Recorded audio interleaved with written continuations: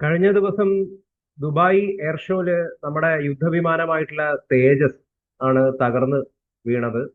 അതിനു മുമ്പ് രാജസ്ഥാനിലും ഇത്തരത്തില് തേജസ് അപകടത്തിലാവുന്ന സാഹചര്യം രൂപപ്പെട്ടിട്ടുണ്ടായി. ഇതിന് പിന്നാലെ ഇപ്പോ പ്രധാനമായിട്ടും ആളുകൾ ചോദിക്കുന്നത്, പല വിദഗ്ധരും കണ്ടെത്തിയിരിക്കുന്നത്, തേജസിൽ ഉപയോഗിക്കുന്ന അമേരിക്ക നൽകിയ എഞ്ചിൻ F404 എന്നാണ് അതിന്റെ പേര്.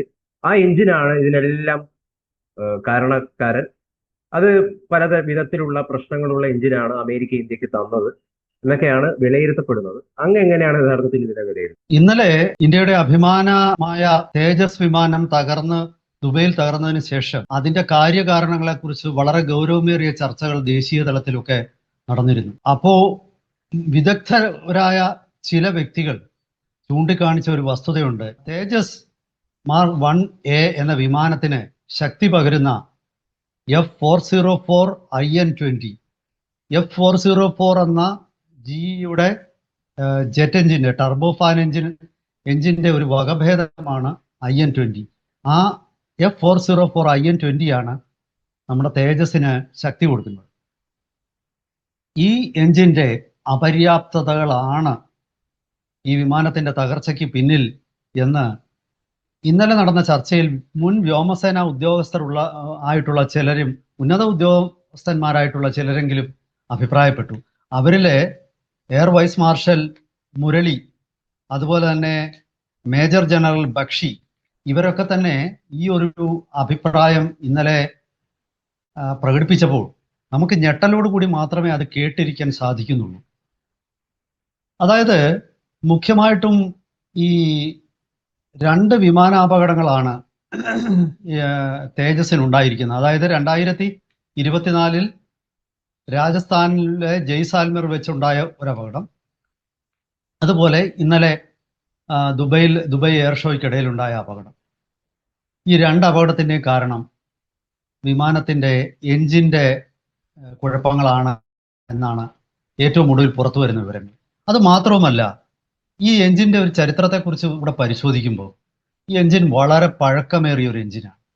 1970കളിൽ തൊട്ട് ഉപയോഗത്തിലിരുന്ന എഞ്ചിനാണ്. ആധുനിക വിമാനങ്ങൾക്ക് ഇത് എത്രത്തോളം ശരിയാകും എന്നുള്ളതിനെ കുറിച്ച് സംശയങ്ങളൊക്കെ വന്നിട്ടുണ്ട്.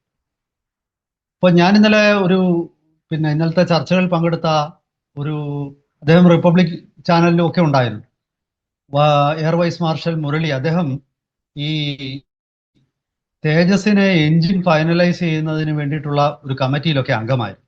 അപ്പോൾ അദ്ദേഹം പറഞ്ഞത്, ആദ്യം തേജസിന്റെ ഇപ്പോഴൊന്നും അല്ല ഈ തേജസ്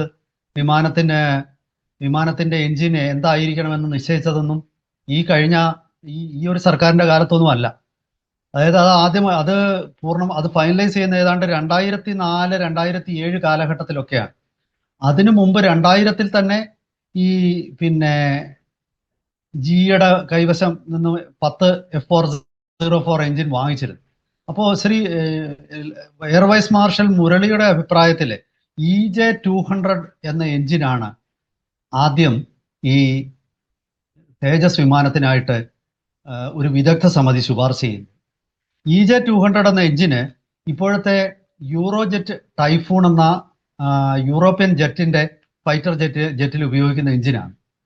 ആ EJ-200 നിർമ്മിക്കുന്നത് ശരിക്കും ഒരു യൂറോജെറ്റ് ടർബോ ഗാംബിറ്റ് കൺസോർഷ്യം എന്നുള്ള ഒരു കമ്പനിയാണ്. അത് റോൾസ് റോയ്സിന്റെ ഒരു എഞ്ചിനെ അടിസ്ഥാനപ്പെടുത്തിയിട്ടാണ് ഈ EJ-200 നിർമ്മിക്കുന്നത്. അതായിരുന്നു ആദ്യം ഉദ്ദേശിച്ചിരുന്നത്. പക്ഷെ പിന്നീട് പല കമ്പനികളുമായിട്ട് സ്വാഭാവികമായിട്ട് ചർച്ച നടത്തുമല്ലോ. അങ്ങനെ പല കമ്പനികളുമായിട്ട് ചർച്ച നടത്തിയ കൂട്ടത്തിൽ ജിയുമായിട്ടും ചർച്ച നടത്തി. അങ്ങനെ ജിയുമായിട്ടുള്ള ചർച്ചയ്ക്ക് ഒടുവിൽ ഒരു നിർദ്ദേശം മുന്നോട്ട് വെച്ചു. F404 എഞ്ചിന് ചില പരിമിതികളൊക്കെ ഉണ്ട്, അത് ഞങ്ങൾക്കും അറിയാം. പക്ഷേ ഈ എഞ്ചിനാണെങ്കിൽ കാലതാമസം കൂടാതെ നിങ്ങൾക്ക് തരാൻ പറ്റും. മാത്രവുമല്ല, അവരുടെ അന്നത്തെ വാഗ്ദാന പ്രകാരം കുറച്ച് കഴിയുമ്പോൾ അവർ F414 എന്ന ഏറ്റവും ആധുനികമായിട്ടുള്ള, അതായത് ഇപ്പോൾ ഇന്ത്യ തേജസ് മാർക്ക് 2 വേണ്ടിയിട്ട് പരിഗണിക്കുന്നത് അല്ലെങ്കിൽ കരാറിൽ ഒപ്പിട്ട് കഴിഞ്ഞിരിക്കുന്നത് ഈ F414 എഞ്ചിനാണ്. അപ്പോൾ ഈ F414 എഞ്ചിന് മാർക്ക് 1Aയ്ക്കും തരാമെന്നുള്ള ഒരു വാഗ്ദാനത്തിലാണ് അന്ന് ഇവരുമായിട്ട് കരാറിൽ ഏർപ്പെട്ടത്. 2021 കരാർ ഔദ്യോഗികമായിട്ട് ഓർഡർ കൊടുക്കുന്നത് ഇത്രയധികം എഞ്ചിനുകൾക്ക്. പക്ഷെ അതിനു മുമ്പ് തന്നെ വാങ്ങിച്ചു തുടങ്ങിയിരുന്നു. ഞാൻ പറഞ്ഞല്ലോ 2010 എഞ്ചിൻ വാങ്ങിച്ചു, അതിനുശേഷം 2004 17 എഞ്ചിൻ വാങ്ങിച്ചു, 2007 24 എഞ്ചിനും വാങ്ങിച്ചു. അതായത് ആദ്യം ഉണ്ടാക്കിയ 40 വിമാനങ്ങളുണ്ട്. അതിൽ ചിലത് ട്രെയിനിങ്ങിനായിട്ടുള്ള വിമാനങ്ങളാണ്. അങ്ങനെയുള്ള വിമാനങ്ങൾ ഏതാണ്ട് 39 വിമാനങ്ങൾ ഇപ്പോൾ വ്യോമസേനയുടെ കയ്യിലുണ്ട്. ആ വിമാനങ്ങളുടെ എഞ്ചിൻ ആദ്യമേ തന്നെ 2000 തൊട്ട് 2007 വരെയുള്ള കാലഘട്ടത്തിൽ നമ്മൾ വാങ്ങിച്ചിരുന്നു. അങ്ങനെ ആ കരാർ അവരുമായിട്ടൊരു ധാരണയിലെത്തി. പിന്നീട് ഏതാണ്ട് $1 ബില്യൺ അവർക്ക് കൊടുക്കുകയും ചെയ്തു. എന്നിട്ടാണ് അവർ ഈ പണിയെല്ലാം നമ്മുടെ നേരെ കാണിച്ചത്. അതായത് അവര് ഈ എഞ്ചിനെ കുറിച്ച് ഇപ്പോൾ പുറത്തു വരുന്ന ചില ഇതൊക്കെ പൊതുവിടത്തിലുള്ള കാര്യങ്ങളാണ് ഞാൻ പറയുന്നത്. അതായത് നിങ്ങൾ പിന്നെ ഗൂഗിളിൽ അടിച്ച് നോക്കിയാൽ പോലും നിങ്ങൾക്ക് അറിയാം ഈ എഞ്ചിന് ചില പരിമിതികളായിട്ട് ഇപ്പോൾ പറയുന്നത്. ഒന്ന്, ഹൈ ആൾട്ടിറ്റ്യൂഡിൽ ഇതിന്റെ പെർഫോമൻസ് മോശമാണ്. രണ്ടാമത്തേത്, അതികഠിനമായ ചൂടുള്ള അന്തരീക്ഷമാണെങ്കിൽ ഇതിന്റെ പെർഫോമൻസ് ഒരു 8-9% വരെ അതിന്റെ പെർഫോമൻസിനെ അഫക്റ്റ് ചെയ്യും. അപ്പോൾ ഈ പരിമിതികളുള്ള എഞ്ചിൻ തന്നെയാണ് F404. യഥാർത്ഥത്തിൽ ആദ്യം, അതായത് തേജസ് വിഭാവനം ചെയ്ത കാലഘട്ടത്തിൽ നമ്മൾ തദ്ദേശീയമായിട്ട് വികസിപ്പിക്കുന്ന എഞ്ചിനാണ് ഇതിന് ഉപയോഗിക്കാൻ നമ്മൾ തീരുമാനിച്ചിരുന്നത്. പക്ഷെ ദൗർഭാഗ്യവശാല് ആ എഞ്ചിന്റെ വികസനം എങ്ങും എത്തിയില്ല. അപ്പൊ അതുകൊണ്ടാണ് നമ്മൾ ഈ F404 പിന്നീട് പോകേണ്ടി വന്നത്.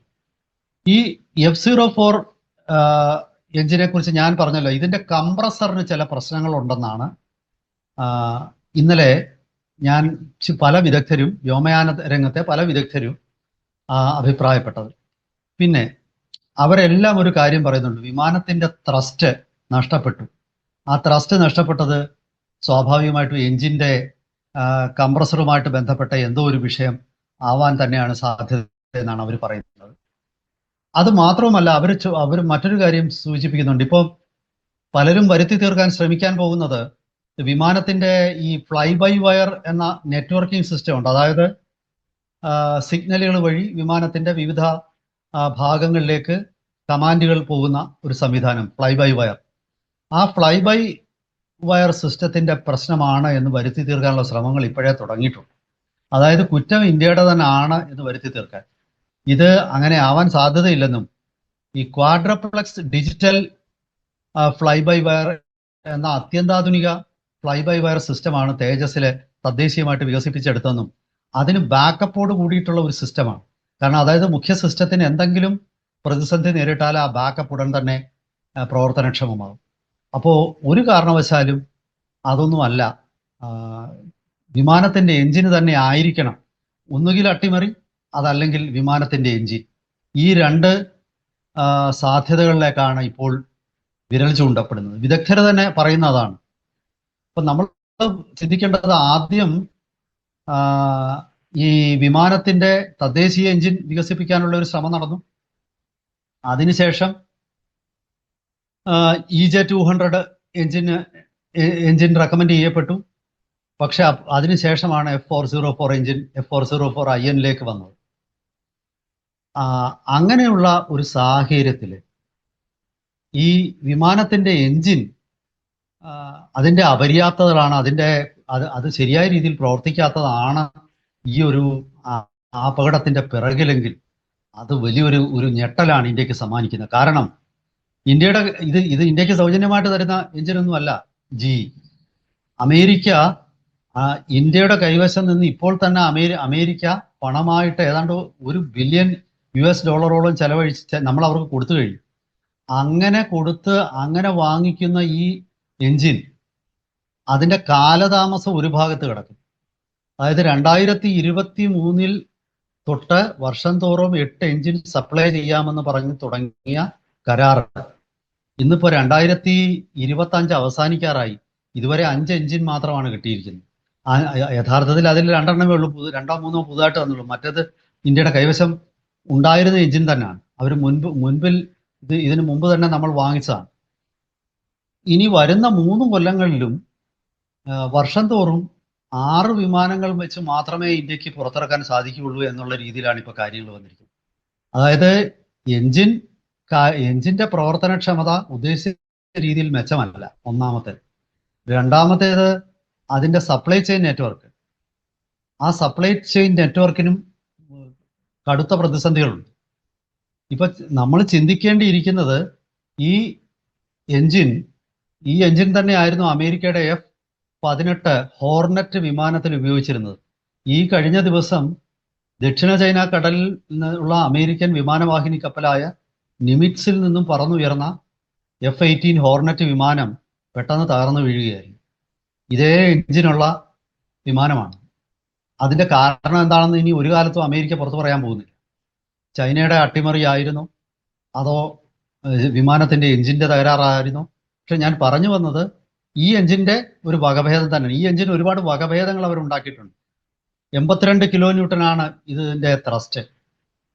ഇത് പിന്നെ ഈ എഞ്ചിൻ അമേരിക്കയുടെ തന്നെ വിമാനങ്ങളിൽ ഉപയോഗിക്കുന്നുണ്ട്, ഇല്ലെന്ന് ഞാൻ പറയുന്നില്ല. പക്ഷേ അമേരിക്കയെ സംബന്ധിച്ചിടത്തോളം ഇന്ത്യക്ക് ഒരു അത്യന്താധുനിക വിമാന എഞ്ചിൻ നൽകി, ആ വിമാന എഞ്ചിൻ ഉപയോഗിച്ച് ഇന്ത്യ ഒരു യുദ്ധവിമാനം ഉണ്ടാക്കുകയും അത് നിരവധി രാഷ്ട്രങ്ങൾക്ക് ഇന്ത്യ വിൽക്കുകയും ചെയ്താൽ അതിന്റെ നഷ്ടം അമേരിക്കയ്ക്ക് കൂടിയാണ്.